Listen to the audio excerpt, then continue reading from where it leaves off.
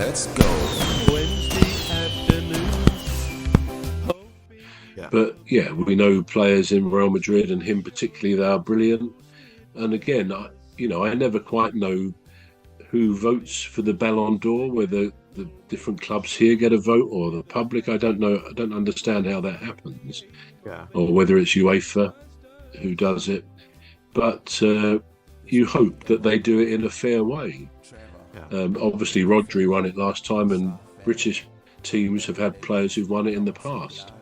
I've sometimes got the impression there's a bit of bias towards the top European clubs, I suppose, because Messi and Ronaldo dominated the Ballon d'Or for so many years, and therefore it looked as if they were kind of ignoring our league, our Premier League, although years ago Ronaldo did play there, of course. But yeah, as long as it's done fairly, I don't know. I wouldn't be surprised if Mo Salah does win it because of the number of goals and his sheer class. But yeah, as always, you're going to find that there's competition on these things. So it could literally be one of probably 4 or 5 players. Yeah, absolutely. Yeah. So we've Busayo Sako out of action. Saka, Arsenal. yeah.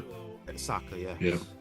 Arsenal is kind of a bit wounded in their attacking force. Do you still think they're still contenders for the title? Because I saw them a couple of weeks ago at Palace, where they beat Palace 5-1. That was when Saka got injured. He hobbled off with the physio fellow, and he's had an operation. I think he's actually it's a bad hamstring injury, and I believe he's already had surgery, but he'll be out for some while, obviously, because of that.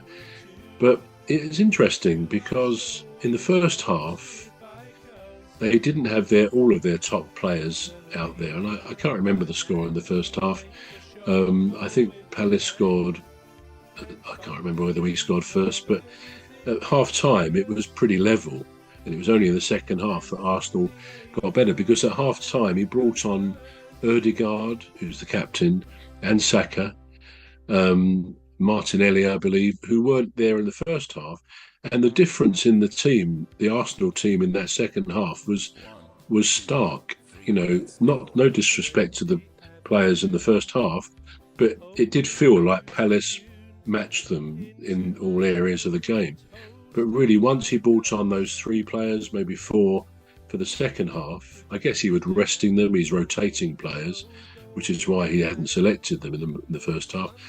But they became different, and certainly Ødegaard was quite brilliant. He's a brilliant footballer, and they just had the class. So obviously they've lost Saka for a while, but I think they've got enough backup. I think Arsenal are obviously a very good team. They're very well managed, I think, by Arteta, and they're going to be up there.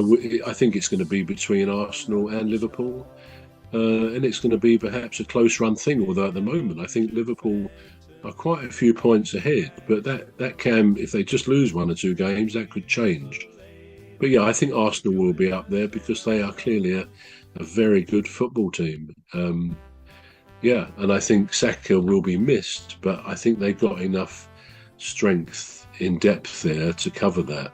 The fact that they can, like in the game last night I think it was, they can bring someone like Declan Rice on for the second, or sometime in the second half. He's a £100 million footballer, wasn't he?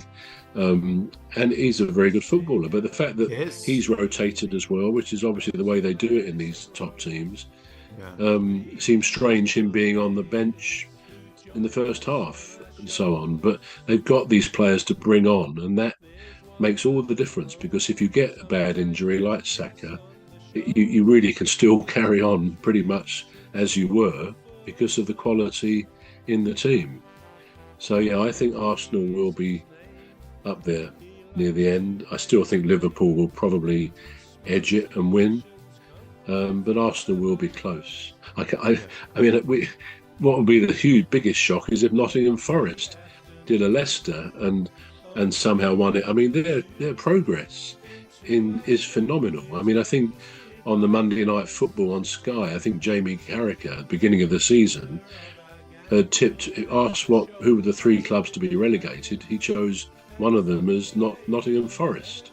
So, and of course he's got some egg on his face, because I think they were second. I don't know whether they're still second. I suppose after Arsenal won last night, perhaps they're not. But for that team to be up there, they seem to have got the balance right. You know, their manager Nuno, he obviously knows his stuff. Wood, the striker, is really coming good, and can't think of the name of the double-barreled name guy, but he's brilliant. So it all seems to have come together, and you could almost see them going on to win it. I mean, I don't believe they will. I think they could finish in the top 6, possibly 5th or 6th. But it's phenomenal what they've done, and good luck to them. It's a nice time for their fans to be supporting their club like that. But I don't think they'll trouble Arsenal or Liverpool at the end of the day, and it will be interesting to see where they finish. Yeah. All right. Because I remember I mentioned it at the beginning of the season last year, and you said, "Oh no," and I'm thinking, I think they're creeping. They're really creeping up now at Nottingham Forest.